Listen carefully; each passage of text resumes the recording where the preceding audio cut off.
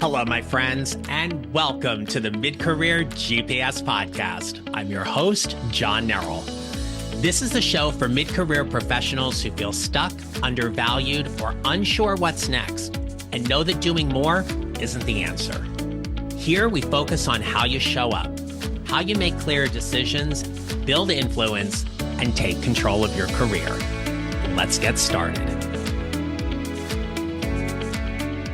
Hey there, I hope you're having a good day and a good week. Thank you for joining me today. Now, let me just say this. I have struggled with what to name this episode. I've been wanting to do this episode for a while, and admittedly, the working title was Everyone Has a Crappy Boss, Get Over It. But the reality is, you got work to do. If you have a boss who isn't showing up for you the way you want, or even in the way they are capable of doing, you are going to be faced with having to manage up. Now, admittedly, you're doing good work. You meet deadlines, solve problems, support your team. You do everything the organization is asking of you, but you are not getting what you need from your boss, and it's bugging the heck out of you. For example, your one-on-one meetings are consistently being canceled. Priorities are changing without warning. You are receiving little feedback, if any, unless something goes wrong. And then you get called out on the carpet and chewed out for it. Or maybe you have a manager who tells you that they support your career, but they're never giving you opportunities. They're never introducing you to decision makers within the organization. Your visibility is essentially stifled, and they're never talking about you when you're not in the room. And so you may find yourself saying, okay, why don't they see what I need? Why are they not being a better manager or supervisor for me? After all, that is their job. Why do I always have to chase after them? Why am I always working so hard and giving it my all and never getting anything in return? Are you with me on that? Are you feeling this? Because these are all fair questions. Your manager has a responsibility to lead you. They should be providing direction, feedback, resources, and support. But you and I both know, and this, my friend, is the uncomfortable truth. We do not always get great managers to lead us. And waiting for your manager to lead you in the exact way you want to be led may leave you waiting for a very, very, very long time. So today, we're talking about managing up. More specifically, talking about how you can show up to manage up without being manipulative, political, overly accommodating, or afraid to have the intentional conversation and speak honestly. Because managing up does not mean flattering your boss. It doesn't mean kissing their proverbial behind, and it certainly doesn't mean you doing their job. And let me just be really clear with this.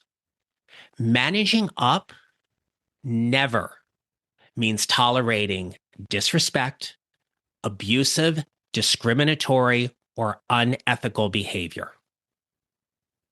But managing up is about being more intentional about one of the most important professional relationships you have. That is managing the relationship that you have with the person who is evaluating your performance, who is allocating resources, approving opportunities, and may very well be the person who influences what happens next in your career, whether it is inside or outside of your current organization.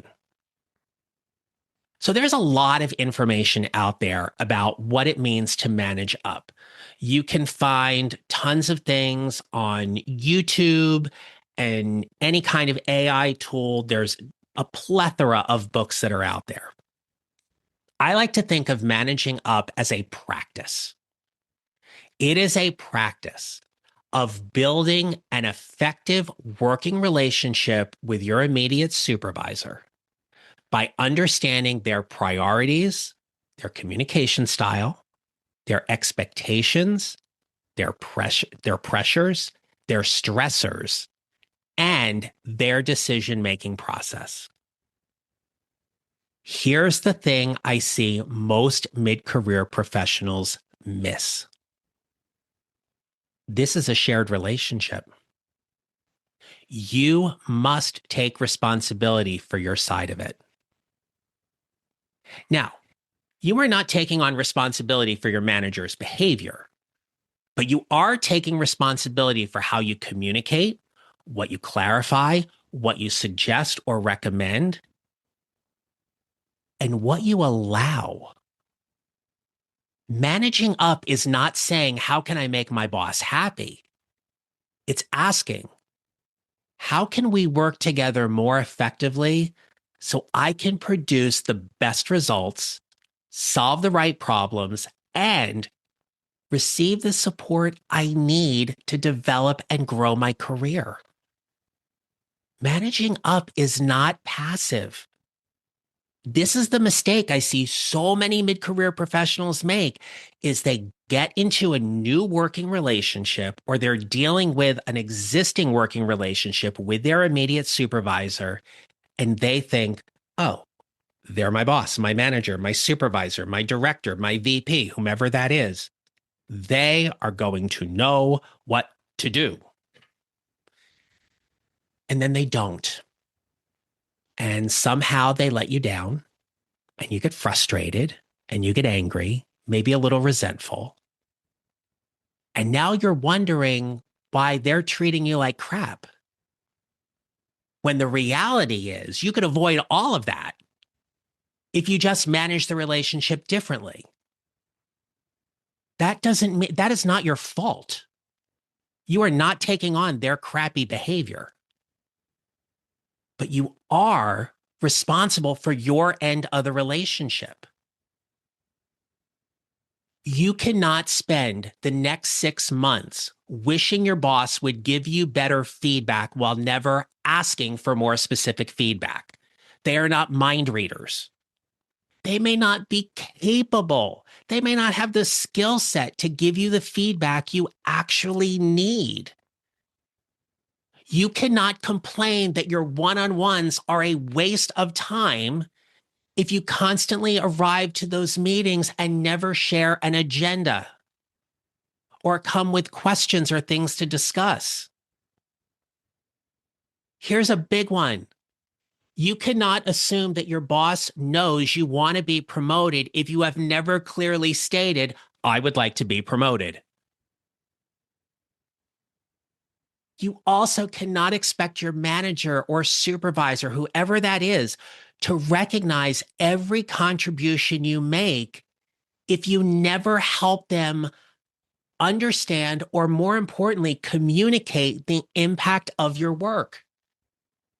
And you might be listening to this and say, yeah, John, that sounds like an awful lot. And it actually sounds a little unfair because they're at a different level than me and they're getting paid to do all those things. Why should I have to do it? Shouldn't a good manager already be doing those things? Absolutely, yes. But your career cannot depend on whether you were fortunate enough to get a superior or stellar manager. It doesn't always happen. Look, I have been extremely fortunate to work with some incredible leaders and managers and supervisors in my career. But I've also been extremely fortunate to work with ones who weren't. Because I got to learn what managing up really means. When we look at the leader member exchange, when you think of that relationship between your supervisor and yourself, what the research shows is that higher quality relationships have been associated with things like greater trust, clearer deliverables, stronger engagement, higher job satisfaction, less burnout, less psychological withdrawal. And Gallup has also reported that managers account for a substantial portion of the differences in engagement between teams. Look around your organization. You know who the good managers and leaders are. You know the ones that are spending time developing talent on their team and the ones who are not. Google has done research into effective teams identifying psychological safety and structure and clarity as two important team dynamics. People need to know expectations and believe that they work in an environment where it is safe enough for them to ask questions, acknowledge mistakes, or raise concerns without being embarrassed or punished. But come on, you and I both know that you have either worked in or currently worked in or know someone who is working in or on a team where they're not allowed to fail successfully, or there's a screw up and they're never handled professionally. They're yelled at, berated, demeaned. Again, you cannot control your boss's personality. You do have influence over how you communicate with them. And I don't want to be ageist here and say, oh, the older you get, the more you know how to handle certain situations, because the reality is we can handle these situations appropriately and show up for them at any age, at any level, because of the ground rules we set for what that relationship is supposed to be. I have been in rooms in my career where someone has talked down to me and been disrespectful to me, and I have said, you are trying to make a certain point. Make the point. Don't try to belittle me in the process. That is not going to be good for our relationship. I have taken my lumps. I have owned when I have made mistakes. Those are all important things to do. But I have set a ground rule for myself that I would never, because it had happened, I would never again sit in a room and have someone belittle or berate me in a power trip because they wanted to feel superior to me. That will not happen.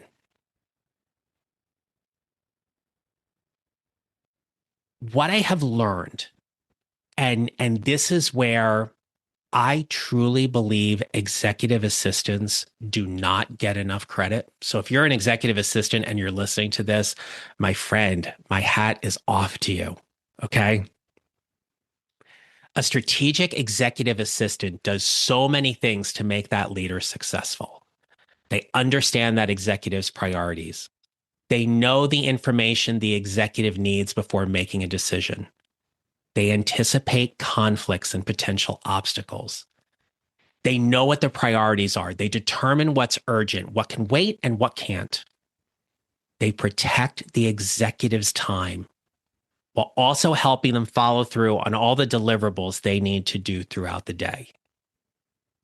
But where they really shine and where they're exceptional, and I'm talking a really, really good executive assistant here, okay, is they learn what matters to that executive.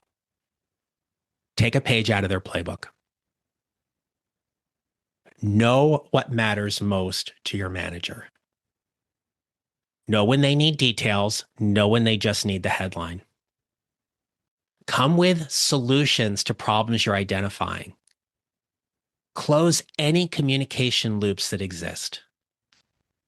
One of my favorite stories is, and experiences in all honesty, was reporting to a leader within an organization. I was new to the organization. I was there probably about a month, 6 weeks maybe.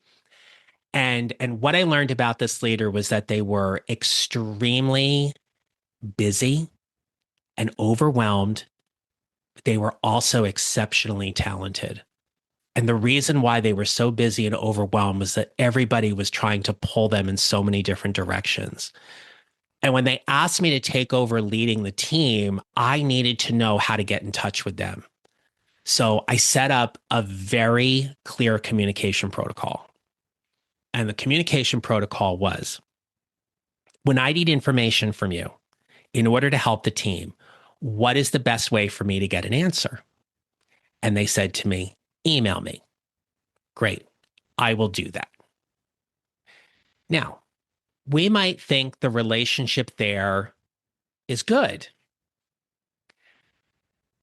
but I know we have to go a little deeper. So I said, great.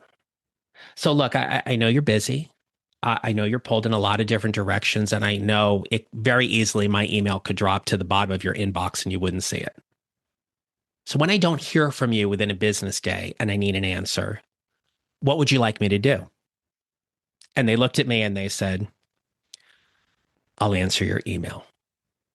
I said, yeah, but when you don't, because you just happen to forget or time gets away from you, what do you want me to do?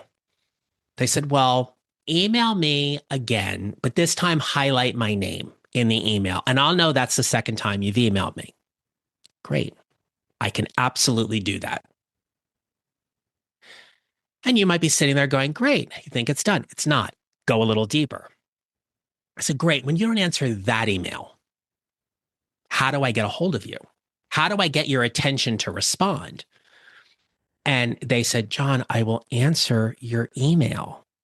I said, yeah, but just in case you don't, then what? Because now we're 2 business days out. And so we had a little bit of a laugh and everything. And they said, okay, go ahead and email me again. And this time put the red exclamation point in Outlook. And I will know that is the 3rd time you're emailing me about the same issue. And I promise you, I will respond. Great. I can do that. But listen very carefully. We're not done. Again, go a little deeper. Great. That's all well and good. So I understand I'm going to email you. If I don't hear from you within a business day, I will email you again and highlight your name in the email. And if that doesn't happen, then I will email you again. And this time I'll put the red exclamation point in the email. When that doesn't happen, what do you want me to do? And they said, John, that'll be the 3rd time you've emailed me. I will be sure to answer your email. I said, great. I really appreciate that, but we need to put in another layer. And that is to help you and to help me, but more importantly, help the team get what they need. So here's what I'm going to propose. If after that 3rd email, I haven't heard from you within 24 hours or 1 business day, I'm going to come down to your office. And obviously that means we're working in the same building. And I said, I'm going to come down to your office and I'm going to knock on your door. And unless you're meeting with the president of the company, I'm going to say to you, I need 5 minutes. That means you drop everything and you give me 5 minutes because now we're at a critical stage in getting this information to the team. And I really need you at that point. Can we agree to that? Now, a couple interesting things happen here. One, I proposed a solution, essentially a fail-safe, if I didn't get my answer. And secondly, I gave her something to react to. And their response to me was, yeah, that's fine. It's not going to happen, but it's fine. Well, guess what happened? 2 weeks later, I walk down to her office, I knock on the door, and I say, I need 5 minutes. And they look at me and they go, oh, come on, what the heck? I get it, you're busy. I need you for 5 minutes. And we were able to get done and get that work done. And I got the answers I needed. And the team got the support that they needed. But that's such a good example I can share with you about personally how I have managed up, because in managing up, it's a partnership. They're an amazing leader, but they were also overwhelmed and over allocated. So I'm not trying to add work to their plate. I'm trying to take work off of their plate. And in doing so, we have to establish some ground rules for what that relationship's going to be so I can get the information I need to help the team and it frees them up to do the things they need to do at their level. But that doesn't happen if we don't have the conversation. Both parties need to be willing to come to the table to have that conversation and appreciate what a managing up scenario may look like. But notice how I said, can we agree to that? You get buy-in, you get permission. I say all the time when we talk about showing up, when we show up and we set ground rules and we agree to those ground rules, we never have to walk on eggshells. Now we know how to behave. We know how to act. We don't have to second guess things, right? A clear framework for how you manage up, that's what you get to build. There are plenty of models that are out there. What I want to be really certain with you on this is that in managing up, we are coming from a genuinely authentic and clear place about the work, the objectives, the goals, what needs to get done. And we make an agreement around that ground rule so we get the information we need. That's the power in managing up. The power is managing up to build the relationship that you are showing up as an equal partner in those conversations. But let's be clear, managing up has its limits. There are certain things managing up cannot or will ever do. For example, managing up cannot transform every bad boss into a good leader. It cannot fix a manager who retaliates when challenged. It cannot create integrity when someone behaves unethically. It cannot make an organization value employees when the culture repeatedly demonstrates otherwise. And this is a big one, managing up should never become a professional development topic or phrase that organizations use to blame employees for ineffective management. You, however, can improve your communication. You can have intentional conversations. You can set ground rules. You can document expectations and decisions. You can ask directly for feedback and support, but you cannot define the entire relationship indefinitely. This is why managing up is a continuous process and partnership. Both parties have to be willing to participate in order for this to work. Managing up is a strategy. It is not a requirement to tolerate organizational dysfunction.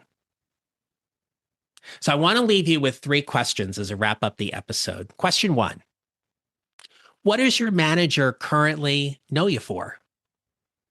Not what they hope for, but what does your behavior consistently demonstrate?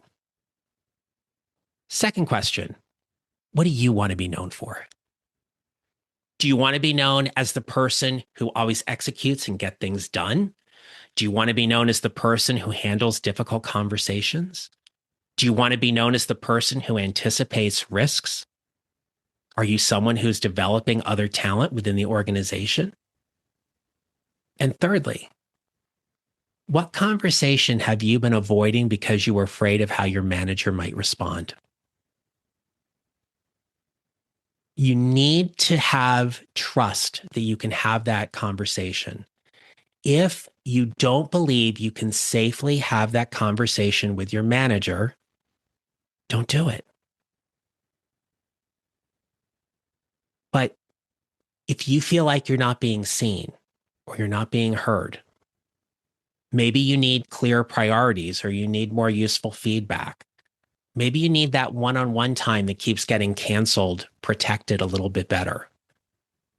Maybe you need to talk about your workload and why you feel like you're over allocated when other people are not. Maybe you need to have an intentional conversation with your manager or supervisor to see how willing they are to advocate for your career and your advancement within that organization. Avoiding the conversation does not protect the relationship. That is where you have to decide what managing up really means to you. So, a couple of things here before we wrap this all up. If this episode was helpful, if you enjoyed something about this episode, do me a favor, email me, john@johnneral.com, JOHNNERAL.com. You can message me on LinkedIn. Let me know what you liked about this episode. 2, share this with somebody, right? Share this with somebody who you believe needs to hear this episode. This podcast continues to grow because of organic reach of you simply sharing this episode with someone in your network, and more people find out about it. But thirdly, who in your organization needs to hear this message? Maybe it's a particular team, a unit, maybe it's the entire organization as a whole. But managing up is a powerful strategy for you to build an intentional relationship that has one particular goal in mind. We get to define what success looks like. Success for the organization, success for your clients, success for you, for the team. So if there is a way I can help your organization, as a keynote speaker and facilitator, I work with organizations to help them show up more impactfully. Managing up is one of the things that I help organizations do. And I'd be happy to talk with your organization about bringing an event or supporting your next event and what that may look like. So you can email me at john@johnneral.com. JOHNNERAL, or you can find a whole bunch more information on my website at johnneral.com. Hope you enjoyed this episode. And my friends, remember this: you will build your mid-career GPS 1 mile or 1 step at a time, and how you show up matters. Make it a great rest of your day. If you enjoyed this episode, don't keep it to yourself. Kindly share it with someone who needs it. And if you're tired of feeling stuck, overlooked, or underutilized in your career, go to my website, johnneral.com, to get started. There you'll find free resources, ways to work with me, and details about the Show Up Leadership Lab, my signature membership for mid-career professionals who want to lead better, get noticed, and elevate their career. All the links are in the show notes. You can grab what you need right there. Feel free to connect with me on LinkedIn. And if you're getting value from the show, take 30 seconds to leave a rating and review on your favorite podcast platform. Remember, how you show up matters, and I'll see you next time.